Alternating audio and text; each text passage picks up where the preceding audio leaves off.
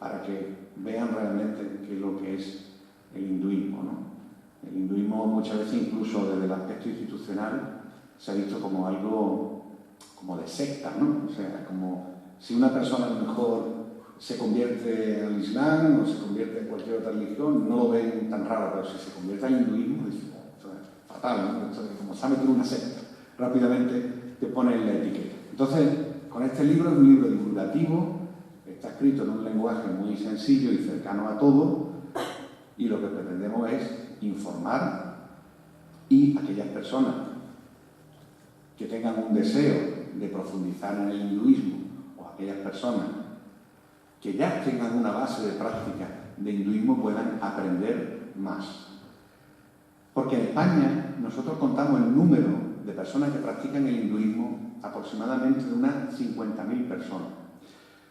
Nos basamos en unas 35.000 personas de origen indio que practican el hinduismo, pueden ser originarios de India, Nepal, Bangladesh, y los que llevan varias generaciones establecidos en España, y luego contamos unas 15.000 personas que practican alguna forma de hinduismo seriamente. ¿Qué entendemos seriamente?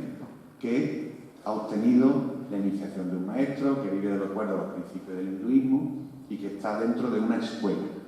Luego hay personas que sin saberlo practican el hinduismo. Por ejemplo, hay muchas personas que van a un centro de yoga y comienzan a hacer suyas las prácticas de yoga, no solamente del aspecto físico, sino con los rituales, con la recitación de mantras, adoptan el vegetarianismo y están practicando el hinduismo, pero no lo saben. O nos encontramos con grupos que recitan mantras, tienen swamis, hacen enseñanza del hinduismo, pero luego, cuando les pedimos que formen parte de la Federación Hindú, dicen que no son hinduistas, lo cual ese también es un caso curioso.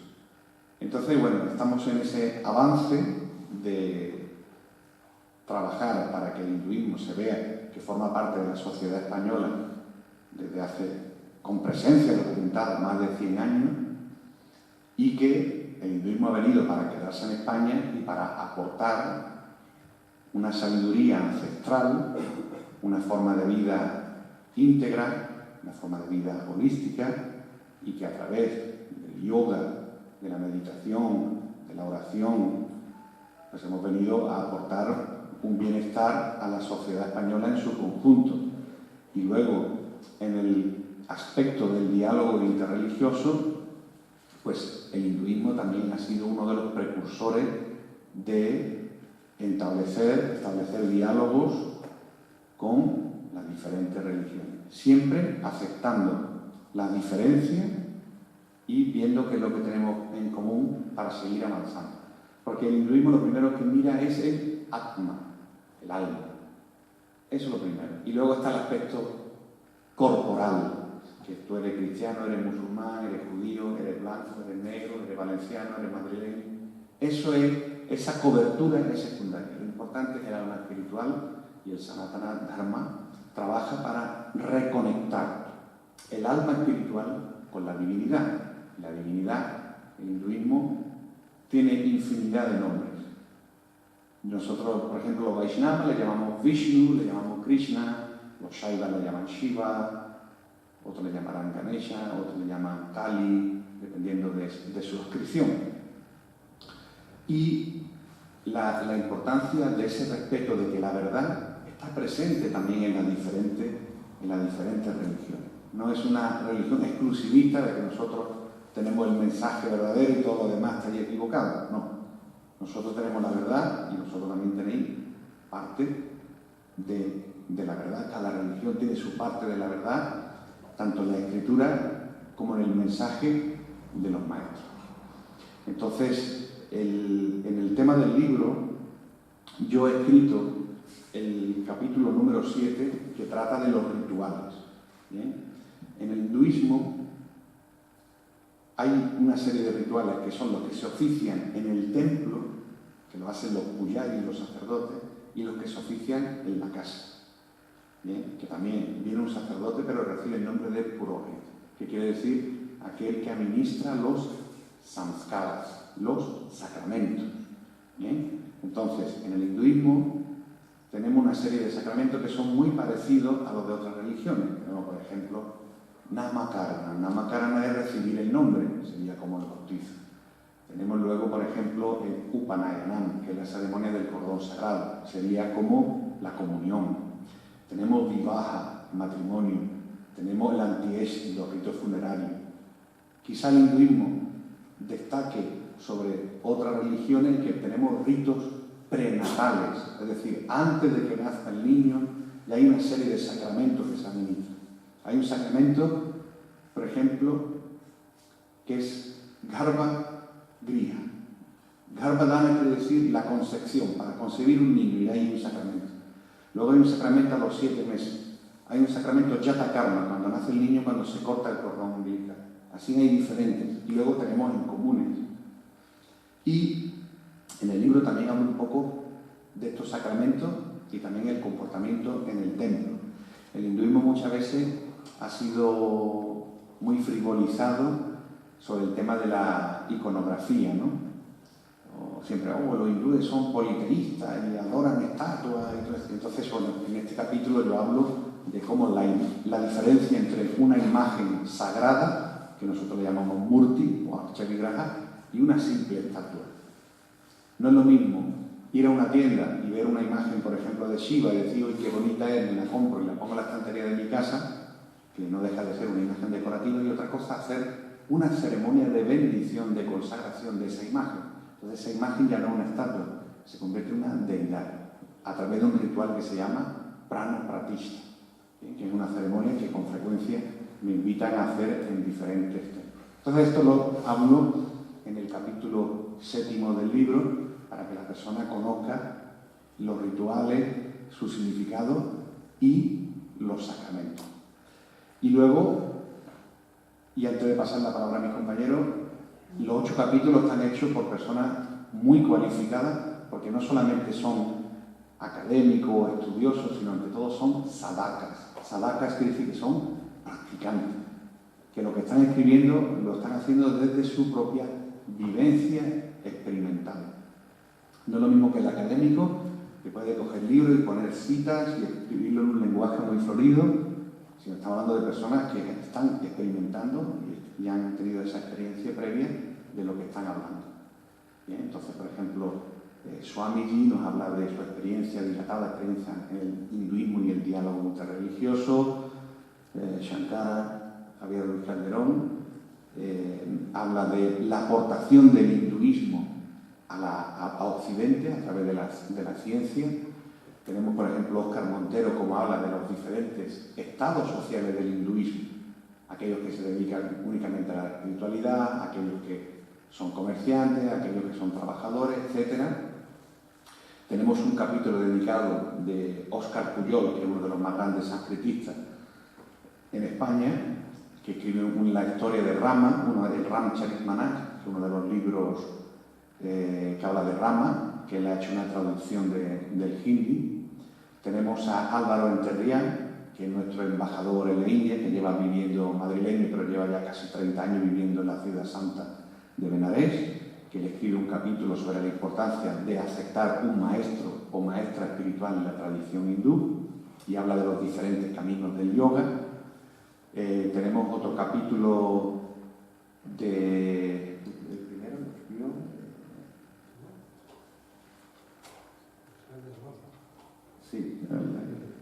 es Pedro Soto, que también, bueno, una persona que ha dirigido muchos años una revista académica, Purusha, habla en general de el Sanatana Dharma. Creo que no me dejo nadie, ¿no?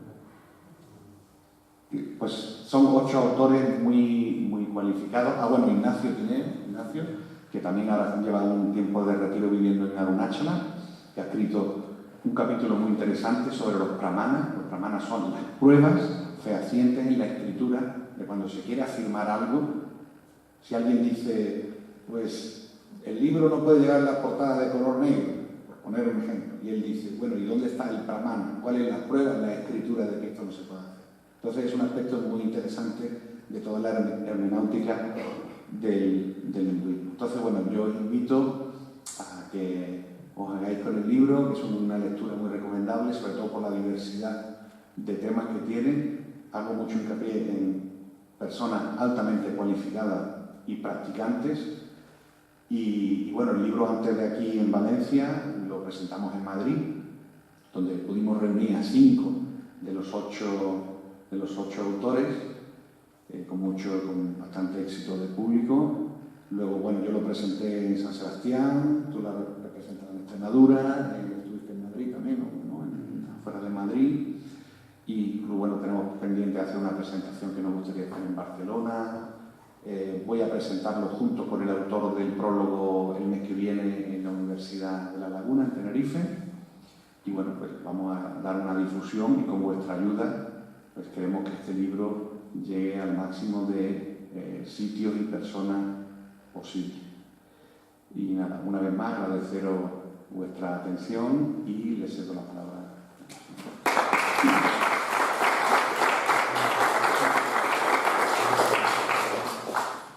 Bueno, como podéis ver, al final somos practicantes, nuestros protocolos brillan a veces por su ausencia, pero deciros que Juan Carlos Ramachandani, quien también es conocido por su nombre hindú, Krishna Kripadas, nace en Ceuta en 1970, es, como él mismo ha dicho, hijo de padre hindú y madre española católica, se ha formado en la India como sacerdote, como purohit y pujari, por lo tanto sacerdote que oficia las liturgias en el templo, pertenece desde 1985 a la tradición Vaishnava Gaudiya, habiendo recibido enseñanzas también en otras sampradayas como la Sri Vaishnava, en el sur de la India, y ha viajado a la India en muchas numerosas ocasiones y vivió 6 años también allí. Además de su faceta como sacerdote, decir que es profesor de yoga, escritor, con más de 16 libros publicados sobre filosofía y espiritualidad hindú.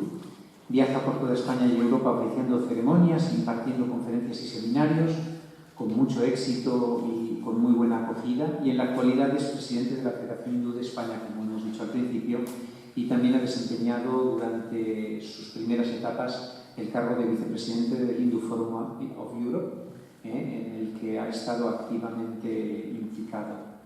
Entonces ahora tenemos también la suerte de contar con Javier Ruiz Calderón, Shankara, otro gran amigo, doctor en filosofía, especializado en filosofías y religiones de la India y filosofía de la religión, profesor de historia de las religiones, pensamiento oriental, sánscrito, meditación y canto vedántico, con libros publicados como El hinduismo y su actualidad, Dhammapada, Breve historia del hinduismo, la Bhagavad Gita, Vedanta Sara, La esencia del Vedanta, La entrega a lo divino, esbozo de una filosofía de la religión, más de 6 años en India, en distintos centros académicos y espirituales, 40 años de estudio y práctica del yoga sincero y profundo, del Vedanta y de la meditación.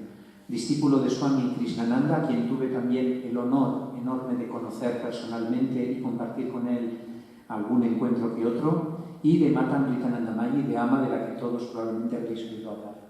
Es un honor contar con él hoy aquí y es otro de los escritores de todos los capítulos, que nos va a relatar un poquito en general el libro y su propio capítulo. Muchas gracias por la presentación tan amable y por invitarme a estar aquí hablando del libro. Es un libro muy bonito, queda muy bien, la verdad, por esta pena tenerlo.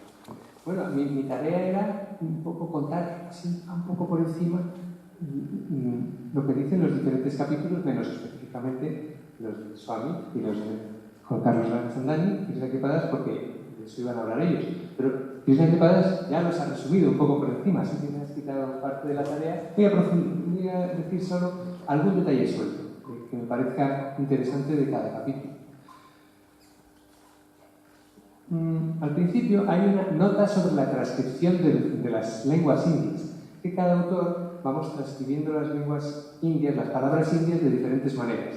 Entonces hay diferentes sistemas de escribir, algunos ponemos acentos, otros ponen rayitas, otros no lo ponen, y es un lío, no se sabe cómo se pronuncian las palabras.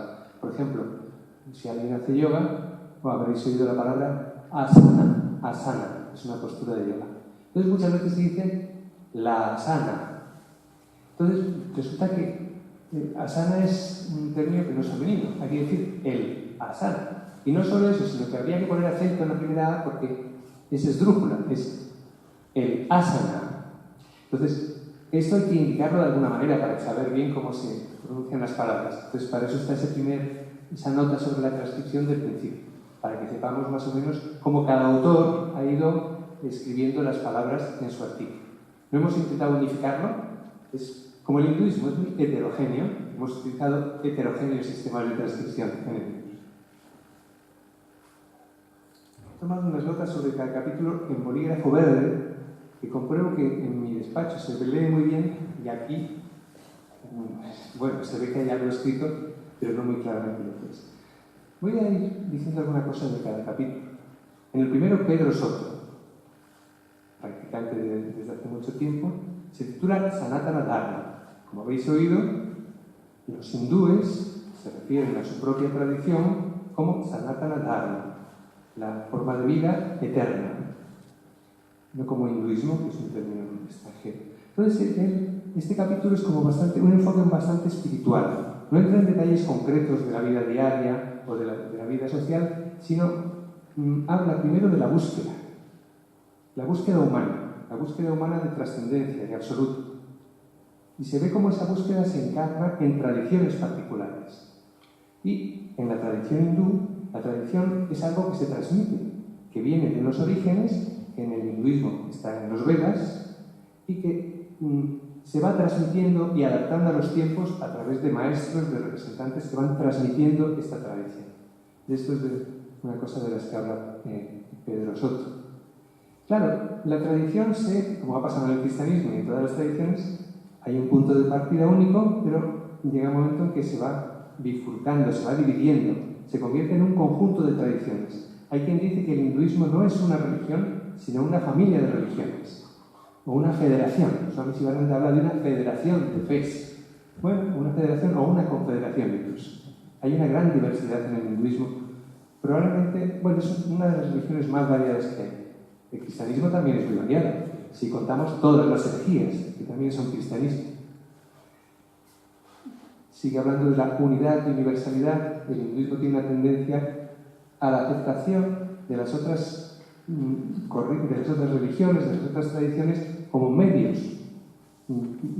No solo son válidos, y como decía Swami Vivekananda, no solo toleramos, aceptamos que haya otras religiones, sino que afirmamos que todas las religiones son verdaderas. No que cada una tiene su verdad, todas son verdaderas, porque todas se pueden llevar a la salvación, a la liberación, que eso es lo que puede proporcionar la religión. Bueno, en el capítulo segundo yo hablo de la influencia del hinduismo en Occidente. Esto es un tema así histórico, muy largo, que en la antigüedad no está claro que hay influencia, hay teorías, pero no está claro. Pero en la modernidad ya se empieza a conocer la India, se empiezan a traducir los textos indios y eso impacta, impresiona mucho. Los Vedas, la Bhagavad Gita, las Upanishads, los intelectuales y los literatos van conociendo estos textos y les impresiona mucho, les impacta. Pero queda un poco en un nivel elitista. A finales del siglo XIX se produce lo que se ha llamado el Renacimiento hindú, con Ramakrishna Vivekananda. El hinduismo se moderniza mucho y ahí se origina la versión de hinduismo que conocemos ahora, un hinduismo a la altura de los tiempos, en que se combina la tradición, la riqueza espiritual de la tradición, con los valores de la modernidad occidental. Eso es lo que se llama el Renacimiento hindú o el neohinduismo. Y esto sí que acaba influyendo bastante. En la filosofía académica poco. Los filósofos académicos occidentales desconocen completamente las otras tradiciones filosóficas. Hay muy pocos Jaspers. En el siglo XIX, Schopenhauer, lo poco que se conocía lo aprovechó en su filosofía. En el siglo XX, Jaspers era el único de los grandes filósofos que conocía algo de filosofía india y filosofía china. Pero en general en la academia se desconoce completamente dos de las tres grandes tradiciones filosóficas. Eso se llama etnocentrismo. Bueno, mera ignorancia. Es una pena que los filósofos occidentales no aprovechen esa riqueza de reflexión sobre todos los temas de la filosofía. Pero la espiritualidad hindú sí que ha influido en un nivel más popular, más social, sobre todo a partir de la segunda mitad del siglo XX, a través de los maestros que ha mencionado Juan Carlos, Chandani y diferentes maestros y escuelas que van llegando a Occidente a partir de los años 60, 70. Y como dijo él, hay pocas personas que nos reconozcamos como hindúes, como vinculados o relacionados con esa tradición, nos identifiquemos con ella explícitamente.